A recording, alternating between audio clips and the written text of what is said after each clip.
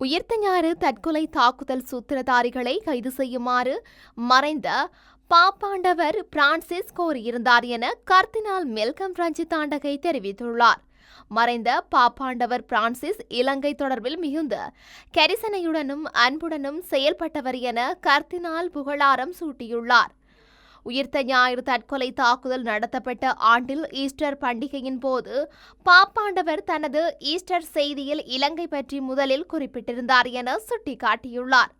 தாக்குதலில் பாதிக்கப்பட்டவர்களுக்கு மறைந்த பாப்பாண்டவர் பாரிய அளவில் உதவிகளை வழங்கியிருந்தார் என குறிப்பிட்டுள்ளார். பாதிக்கப்பட்ட 41 பேரை பாப்பாண்டவர் வத்திக்கானில் நேரில் சந்தித்து ஆசீர்வாதம் வழங்கினார் எனவும் தெரிவித்துள்ளார். மேலும் உயிர்த்த ஞாயிறு தாக்குதல்கள் தொடர்பான யதார்த்தத்தை புரிந்து கொண்ட அதனுடன் தொடர்புடையவர்களை கண்டறியுமாறு பாப்பாண்டவர் இலங்கை ஆட்சியாளர்களிடம் கோரியிருந்தார் என கர்தினால் மெல்கம் ரஞ்சித் தெரிவித்துள்ளார்.